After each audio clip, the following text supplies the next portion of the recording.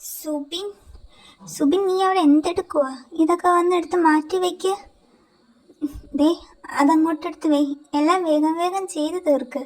എന്താ അവിടെ ഇത്ര താമസം? ദേ അവനിപ്പോൾ വരുമ്പോഴത്തേട്ടും നല്ല ഫുഡും കാര്യം എല്ലാം സെറ്റാക്കണം. മോളെ, അവനെ ഇഷ്ടപ്പെട്ടതെല്ലാം ഉണ്ടാക്കി കൊടുക്കണം. അവൻ്റെ കാര്യമെല്ലാം നോക്കണം. നമുക്ക് വേണ്ടി ഈ ചെറുപ്രായത്തിൽ ഒരുപാട് കഷ്ടപ്പെട്ടതാ എൻ്റെ കുഞ്ഞ്. ഇത്രയും ചെറുപ്രായത്തിൽ ഇതുപോലെ അധ്വാനിക്കുന്ന ഏത് കുട്ടിയുള്ളേ? നമ്മുടെ ഈ നാട്ടിലെ ഈ ദാരിദ്ര്യവും ഇതെല്ലാം മാറാതെ ഇങ്ങനെ നല്ലൊരവസ്ഥയിൽ നമ്മൾ നിൽക്കുന്നത് അവനുള്ളത് കൊണ്ട് മാത്രമാണ്. നിന്റെ മോൻ്റെ എല്ലാ പഠനത്തിൻ്റെ ചിലവും ഈ വീട്ടിലെ ചിലവും എല്ലാ ഉത്തരവാദിത്വം ഏറ്റെടുത്ത് നടത്തുന്നത് അവനാ. അമ്മേ, ഞങ്ങൾക്കതൊക്കെ അറിയാം. അതമ്മ ഇങ്ങനെ പറഞ്ഞുകൊണ്ടിരിക്കേണ്ട കാര്യമൊന്നുമില്ല. അവൻ ദേ വരും ഇവിടെ എല്ലാ കാര്യം സെറ്റാക്കിയിട്ടുണ്ട്. എല്ലാം ദേ ഇവിടെ ചെയ്തും വെച്ചിട്ടുണ്ട്. അവൻ്റെ ഇഷ്ടത്തിന് വെച്ചിട്ടെല്ലാം ഉണ്ടാക്കുകയും ചെയ്തിട്ടുണ്ട്. സുബിൻ, അച്ഛൻ എവിടെയാ? അച്ഛനെ കണ്ടില്ലല്ലോ.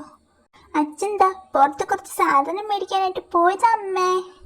പെട്ടെന്നായിരുന്നു ആ വീടിൻ്റെ വാതിലിൽ ഒരു ബെല്ലിൻ്റെ സൗണ്ട് കേൾക്കുന്നത്. അച്ഛനായിരിക്കും. സുബിൻ പോയി തുറന്നു നോക്കാറാന്ന്. അമ്മ, ദേ ചേട്ടൻ വന്നിരിക്കുന്നു. മോനെ മോനെ ചേക്കി, എന്തുണ്ട്? നിന്നെ കണ്ടിട്ട് എത്ര കാലായി. നീ ആളാകെ മാറിപ്പോയി. ഞാൻ സുഖമായിട്ടിരിക്കുന്നു ആൻറ്റി. എന്താ മുത്തശ്ശി അകത്തുണ്ട്. മോൻ കയറി വാ. അത് നീ കഥ മോൻ ഇഷ്ടപ്പെട്ട് എന്തെല്ലാം കാര്യങ്ങൾ ഉണ്ടാക്കി വെച്ചേക്കുന്നേ. മോൻ അതൊക്കെ എടുത്ത് വാ. ആദ്യം മോൻ പോയി ഫ്രഷ് ആവുക, എന്നിട്ട് കഴിക്കാം. ഇതും പറഞ്ഞ് ജെയ്ക്ക് പോയി ഫ്രഷായി തിരിച്ചു വരുന്നു. അവരെല്ലാവരും ഭക്ഷണത്തിന് മുന്നിലായിരുന്നു ഭക്ഷണം കഴിക്കാതിരിക്കുന്നു. അപ്പം ആ സമയം മുത്തശ്ശി, മോനെ ജെയ്ക്കേ, നമ്മുടെ ഉൾക്കാമത്തിൽ ഒരു കല്യാണം കൂടാനായിട്ട് നമ്മൾ നാളെ പോകുന്നുണ്ട്. നീയും അതിന് വരണം. എല്ലാവരും കൂടി ഒന്നിച്ചാണ് അങ്ങോട്ട് പോകാനിരിക്കുന്നത്. അപ്പോൾ നാളെ അങ്ങോട്ട് പോകാനായിട്ടുള്ള തയ്യാറെടുപ്പായിട്ടുണ്ടാകണം. ശരി മുത്തശ്ശി, ഞാനത് ചെയ്തോളാം. പിന്നെ നീ എന്നാ തിരിച്ചു പോന്നേ? ഇനി ഞാൻ തിരിച്ചു പോകുന്നില്ല മുത്തശ്ശി. ചേച്ചി, നീ എന്താ പറയുന്നത്? തിരിച്ചു പോയില്ലെങ്കിൽ? ആൻറ്റി, എനിക്ക് ഇങ്ങോട്ട് തന്നെയുള്ള ചില ഇടങ്ങളിൽ കുറച്ച് കാലത്തിട്ട് വർക്ക് ഇങ്ങോട്ടാക്കി മാറ്റിയിട്ടുണ്ട്. അതുകൊണ്ട് നീ ഇവിടെ നിന്ന് ചെയ്താൽ മതി. ഓ, അതെന്താണേലും നന്നായി. എൻ്റെ കുഞ്ഞിൻ്റെ കാര്യമെല്ലാം കറക്റ്റായിട്ട് എനിക്ക് നോക്കാൻ സാധിക്കുമല്ലോ. അവിടെ പോയി കിടന്ന് നിൻ്റെ കാര്യമൊക്കെ നോക്കാൻ ആരാ ഉള്ളേ? നീ കഷ്ടപ്പെട്ടുകൊണ്ട് തന്നെ ഇരിക്കുകയല്ലേ. കല്യാണ സ്ഥലത്തേക്ക് ജെയ്ക്കയും ഫാമിലിയും എത്തിയിരിക്കുന്നു.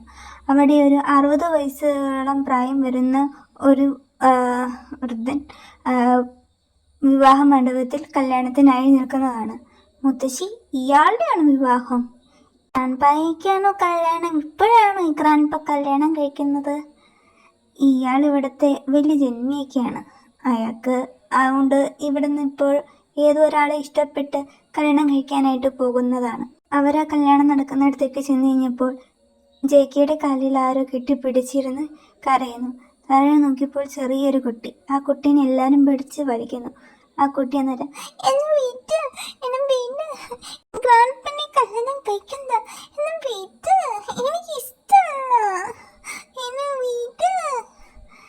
ഇത് കേട്ടപ്പോൾ ജെയ്ക്ക് ആകെ ഷോക്കായി നോക്കി നിന്നു. ഇത്രയും വെറും 6, 7, 8 വയസ്സ് പ്രായം തോന്നുന്ന ചെറിയൊരു കുഞ്ഞിക്കുട്ടി. ഈ കുട്ടിയാണ് ഈ 60 വയസ്സ് പ്രായമുള്ള ആളെ വിവാഹം ചെയ്യാൻ പോകുന്നത് എന്നോർത്ത് ജെയ്ക്ക് ആകെ ഷോക്കായി നിന്നു. ആ സമയത്ത് ആ കുട്ടീനെ വലിച്ചെടുത്തുകൊണ്ട് പോകാൻ തുടങ്ങിയപ്പോൾ ജെയ്ക്ക് കയറി പറഞ്ഞു നിർത്തിയിട്ട് പറഞ്ഞു, നിങ്ങൾ എന്ത് തോന്നിവാസമാണ് ഈ കാണിക്കുന്നത്?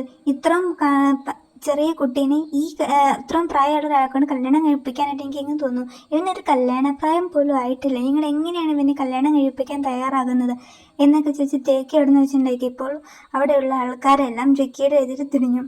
നോക്ക്, ഞങ്ങളുടെ നാട്ടിൽ ആചാരങ്ങളും രീതികളും ഇങ്ങനെയാണ്. നീ അതിൽ ചോദിക്കാൻ ഇടപെടാനും വരണ്ട. ഇവൻ്റെ ഫാമിലി ദാരിദ്ര്യത്തിൻ്റെ അങ്ങേയറ്റത്താണ് നിൽക്കുന്നത്. ഇവനെ പോറ്റി വളർത്താനുള്ള സാഹചര്യമൊന്നും അവർക്കില്ല. അതുകൊണ്ട് തന്നെയാണ് ഇയാൾക്ക് വിവാഹം ചെയ്ത് നൽകുന്നത് എന്നും പറഞ്ഞ് ഈ ചെറിയ കുട്ടിയെ വിവാഹം ചെയ്ത് കൊടുക്കാൻ എങ്ങനെ നിങ്ങൾക്ക് സാധിക്കുന്നു? എങ്ങനെയൊക്കെ ഇതിനെക്കുറിച്ച് ചിന്തിക്കാൻ കഴിയുന്നു? അവിടെ കൂടെ വിടല്ലേ ബന്നി, പ്ലീസ്. മോനി ബേബി, നോക്ക്, അമ്മ പറഞ്ഞ കേക്ക്. അങ്കിളുടെ അടുത്ത് പോ. അമ്മ എനിക്ക് അങ്കിളിനെ കല്യാണം കഴിക്കണ്ട അമ്മ. എനിക്ക് അന്നെ ഇഷ്ടമല്ല അമ്മ. എനിക്ക് അങ്കിളിനെ ഇഷ്ടമല്ല. അങ്കിൾ ചീറ്റിയ.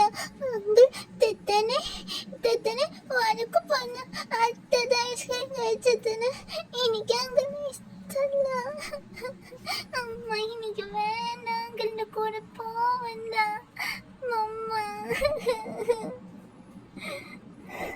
നോക്ക് മാഡം, ഈ കുഞ്ഞുകുട്ടീനെ അയാളെ കെട്ടിച്ച് വിട്ട് ഒരാവശ്യമില്ല. നിങ്ങൾ എന്തൊക്കെ കാണിക്കുന്ന നിങ്ങൾക്ക് വല്ല ബോധമുണ്ടോ? അന്നേരം ജെക്കെയുടെ മുത്തശ്ശി ജെക്കെ കൈപ്പിടിച്ച്, ജെക്കെ, ഈ നാട്ടിലും നമ്മുടെ ദാരിദ്ര്യം കൊണ്ട് മുങ്ങി നടക്കുന്നതാ. ഒരാളെ നോക്കാൻ കഴിയില്ലെങ്കിൽ അത് കഴിയുന്നതിൻ്റെ കയ്യിൽ ഏൽപ്പിച്ച് കൊടുക്കുക ചെയ്യുക. നിനക്ക് ഈ കുഞ്ഞിനെ ഇങ്ങനെ ചെയ്യുന്നതിൽ ബുദ്ധിമുട്ടുണ്ടെങ്കിൽ നീ തന്നെ ഈ കുഞ്ഞിന് കല്യാണം കഴിക്കുക. മുത്തശ്ശി എന്തേ പറയുന്നേ? ഇതിനാകെ ഇത് ചെറിയൊരു കുഞ്ഞു വാവൻ, ഇതിനെങ്ങനെ? അല്ലെങ്കിൽ അയാൾക്ക് വിട്ടുകൊടുക്ക്. നീ എന്തെങ്കിലും ചെയ്യും. അമ്മ എന്തൊക്കെയാ പറയുന്നേ? അമ്മയ്ക്കൊരു ബോധമില്ലേ? ഇവനെ കൊണ്ട് നീ ഒന്നും മിണ്ടാതിരിക്കുന്നുണ്ടോ? നിന്റെ തീരുമാനം ചെയ്ത് ഞാൻ കല്യാണം കഴിക്കാൻ ഇരിക്കുന്ന ആളെ നിങ്ങൾ എന്ത് ചെയ്യാനാണ് എടുക്കുന്നത്? എടോ, തനിക്ക് നാണയില്ലേ ഇത്രയും ചെറിയൊരു കുട്ടീനെ വിവാഹം ചെയ്യാനായിട്ട്? ഇവന് ചെലവിൻ്റെ കാര്യമല്ലേ? ഇവനെ ഞാൻ തന്നെ വിവാഹം ചെയ്ത് ഞാൻ തന്നെ നോക്കിക്കോളാം. ഇവൻ്റെ എല്ലാ കാര്യവും ഇവനെ എന്നോട് മുന്നോട്ട് വളർത്തുന്നത് ഞാൻ തന്നെ ചെയ്ത് കൊള്ളാം. മോനെ, ആൻറ്റി, ഞാൻ ചെയ്ത് കൊള്ളാമെന്ന് പറഞ്ഞല്ലോ. ഇനി എങ്ങനെ ചടങ്ങ് നിർവഹിച്ച് മുന്നോട്ട് പോയിക്കോളൂ. ഇതും പറഞ്ഞ് ജെക്കെയും തേയും തമ്മിലുള്ള വിവാഹം അവിടെ നടത്തിയിരിക്കുന്നു. അതിനുശേഷം ജെക്കെയുടെ വീട്ടിലേക്ക് അവർ പോയി. അവിടെ ചെന്ന് കഴിഞ്ഞപ്പോൾ മുത്തശ്ശി ഇവരിൽ നിന്നും മുത്തശ്ശിയുടെ ഗ്രാമത്തിലേക്ക് പോകുകയായിരുന്നു. ജെക്കെ വരുന്നതുകൊണ്ട് കുറച്ച് കാലത്തേക്ക് നിൽക്കാനായിട്ടാണ് മുത്തശ്ശി ഇവിടെ വന്നിരുന്നത്. അപ്പം മുത്തശ്ശി തിരിച്ചു പോവുകയും ചെയ്തു. ജെക്കെയുടെ ആൻറ്റിയും അങ്കിളും സൂബിനും കൂടിയാണ് ആ വീട്ടിൽ താമസിക്കുന്നത്. ആ വീട്ടിലേക്ക് തേയിനെയും കൂടി വരുന്നു. തേ ജെക്കെയുടെ കയ്യിൽ പിടിച്ച് തുള്ളിച്ചാടി വളരെയധികം സന്തോഷത്തോടെ വരുന്നു. അപ്പോൾ ജെക്കെ തേയ്ക്ക് ഒരു ഐസ്ക്രീം വാങ്ങി കൊടുത്തിട്ടുണ്ടായിരുന്നു, സൂബിനും തേയ്ക്കുമായിട്ട്. അവർ രണ്ടുപേരും അത് കഴിച്ചുകൊണ്ട് ജെക്കെയുടെ കൈ പിടിച്ച് വളരെ തുള്ളിച്ചാടിയായിട്ട് ജെക്കെ തേ വരുമായിരുന്നു. അന്നേരം ബണ്ണി, എനിക്ക് ഐസ്ക്രീം ഒരുപാട് ഇഷ്ടമാണ്.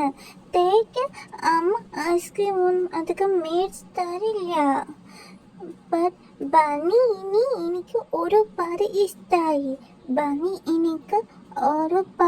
എനിക്ക് ഐസ്ക്രീമൊക്കെ വാങ്ങി തന്നില്ലേ? നിന്റെ പേരെന്താ? തെത്തേ. നിന്റെ ഫുൾ നെയിം എന്താ? തേത്തേ. എന്നെ തേത്തെന്ന് വിളിച്ചാൽ മതി. ഓക്കെ. തേത്തേ സ്കൂളിൽ പോകുന്നുണ്ടോ? തേത്ത സ്കൂളിൽ പോകുന്നുണ്ട്. പക്ഷെ ഇനി പോകാൻ പറ്റില്ലല്ലോ. അതെന്താ? തേത്തയുടെ സ്കൂളിൽ കല്യാണം കഴിച്ച് കഴിഞ്ഞാൽ പഠിക്കാൻ പറ്റില്ല. പിന്നെ തേത്തേനെ ആ സ്കൂളിൽ നിന്ന് കടിച്ചു കൊണ്ടുവന്നു. തേത്തേക്ക് എത്ര വയസ്സുണ്ട്? തേത്തേക്ക് 8. ഓഹോ, തേത്തേക്ക് സ്കൂളിൽ തേത്തയാ ഫസ്റ്റ്. ഞാൻ ഇംഗ്ലീഷ് സ്റ്റോറിയൊക്കെ പറഞ്ഞു. ഞാൻ വൺ ടൈം വിൻ ചെയ്തു സ്കൂളിൽ. എന്തിന്? ഇംഗ്ലീഷിൽ. തെറ്റയ്ക്ക് കുറച്ചൊക്കെ ഇംഗ്ലീഷ് അറിയാം. അപ്പോൾ ടീച്ചറൊക്കെ പറഞ്ഞു തെറ്റേനെയൊക്കെ അവർക്ക് പ്രൗഡാണ്. ഓ, അങ്ങനെ പറഞ്ഞു. ജെക്കത്തേയുടെ ഓരോ ഇന്നസെൻസും ഇതെല്ലാം കണ്ട് ഭയങ്കര അധികമായിട്ട് സന്തോഷിക്കുന്നുണ്ടായിരുന്നു. അപ്പോൾ ജെയ്ക്ക് ഭയങ്കരമായിട്ട് തേയില ഇഷ്ടമാവും. തേയ്ക്ക് പഠിക്കാൻ ഭയങ്കര ഇഷ്ടമാണെന്നുള്ള കാര്യം മനസ്സിലാക്കുകയും ചെയ്തു. അപ്പോൾ ജെയ്ക്ക് തേയോട് ചോദിച്ചു, തേക്ക് സ്കൂളിൽ പോകണമെന്ന് ആഗ്രഹമുണ്ടോ? ഉണ്ട്, മിസ് പറഞ്ഞിട്ടുണ്ട്. ഒരുപാട് പഠിച്ചാൽ തേക്ക് ഇനിയും ഒരുപാട് വലുതാക്കാൻ പറ്റുമെന്ന്. ഓഹോ, തെറ്റിക്ക് വലുതാവുന്നത് ഇഷ്ടമാണോ? എന്നാ സൂബിൻ്റെ കൂടെ നാളെ തൊട്ട് തേറ്റേനെ സ്കൂളിൽ വരട്ടെ. സൂബിൻ അതാരാ? സൂബിൻ ഇവിടെ ഉള്ളത്. ഓ സൂബിൻ. നാളെ പക്ഷേ തേറ്റേനെ വിടാൻ അവർക്ക് ഇഷ്ടമല്ലെങ്കിലോ? സുബിൻ തേറ്റേനെ ഇഷ്ടമല്ലെങ്കിലോ? എങ്ങനെ തേറ്റേ കൂടെ പോകും? അതൊക്കെ ഇഷ്ടമാകും നീ. അതൊന്നും ഓർത്ത് തേറ്റ വിഷമിക്കണ്ട. തേറ്റയുടെ സ്കൂളിൻ്റെ കാര്യമൊക്കെ ഞാൻ പതുക്കെ സെറ്റാക്കി തരാം കേട്ടോ. ഇപ്പം നമുക്ക് ഇറങ്ങാം. പക്ഷെ തേറ്റയ്ക്ക് കുളിക്കുന്നല്ലോ. ദേ ആ കാണുന്നതാ പത്രം. തേറ്റ പോയി കുളിച്ചിട്ട് വാ. പക്ഷേ തേറ്റയ്ക്ക് ഒറ്റയ്ക്ക് കുളിച്ചാൻ അറിയില്ല. തേറ്റേനെ തേറ്റയുടെ അമ്മയാ എപ്പോഴും കുളിപ്പിക്കുന്നത്. ഓക്കെ, ഞാൻ കുളിപ്പിക്കട്ടെ തേറ്റേനെ.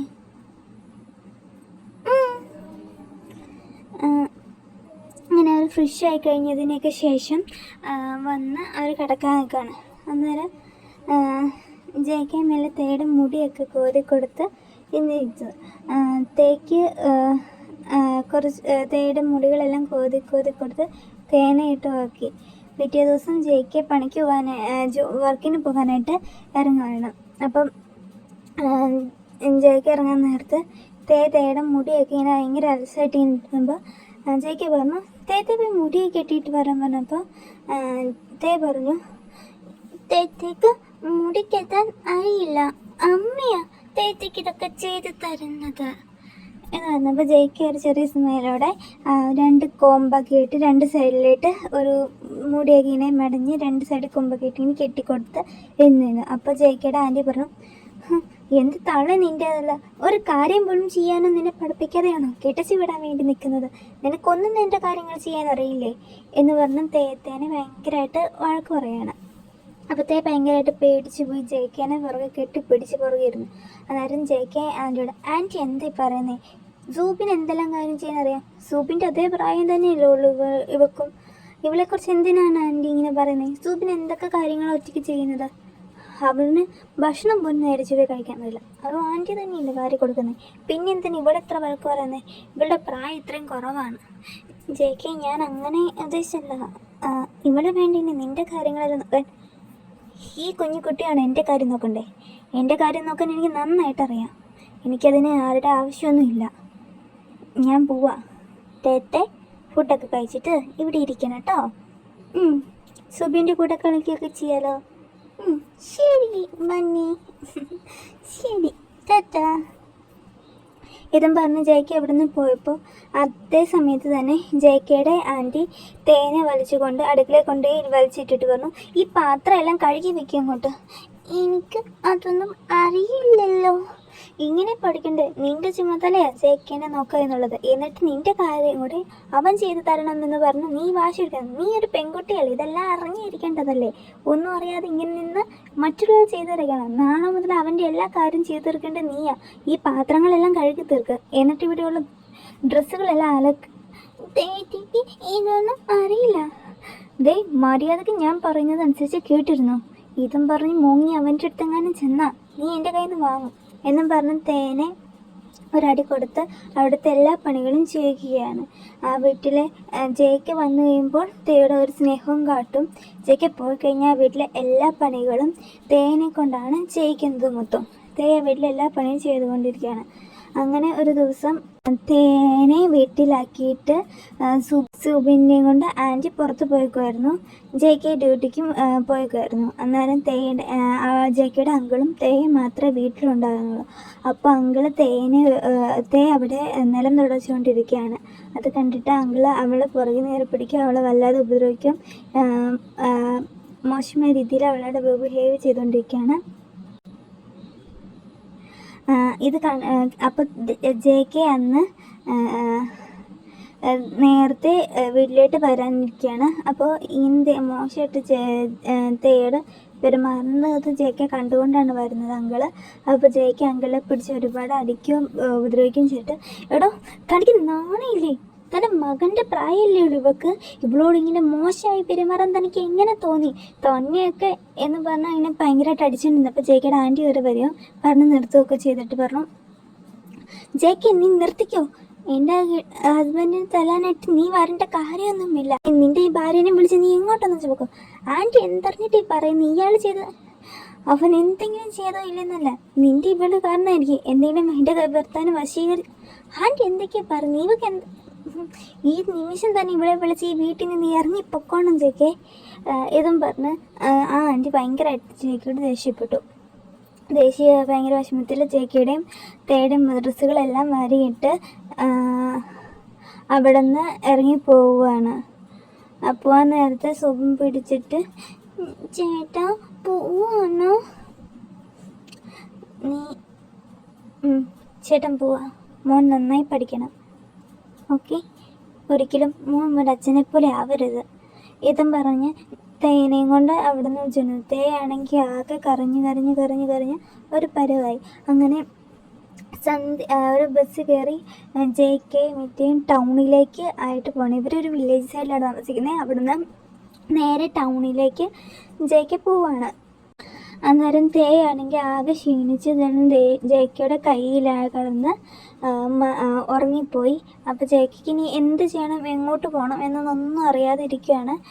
ജെയ്ക്കയുടെ ഇവിടുന്ന് മാറിപ്പോയി ജെയ്ക്കയ്ക്ക് ഇനി അങ്ങോട്ട് കമ്പനിയിൽ അവർക്ക് വർക്ക് ചെയ്യാനും പറ്റില്ല. അപ്പോൾ അവന് താമസിക്കാനൊരു സ്ഥലം വേണം, പുതിയൊരു പട്ടണത്തിൽ പുതിയൊരു ജോലി വേണം, ഇതൊക്കെ അറിയില്ല. അങ്ങനെ ബസ്സിൽ നിന്ന് ഇറങ്ങി എങ്ങോട്ട് പോകണം എന്നറിയാതെ ഒരു കടയുടെ തിണ്ണയിൽ ജെയ്ക്ക തേയനെ മടിയിൽ വെച്ച് കിടന്ന് ഉറങ്ങുകയാണ്.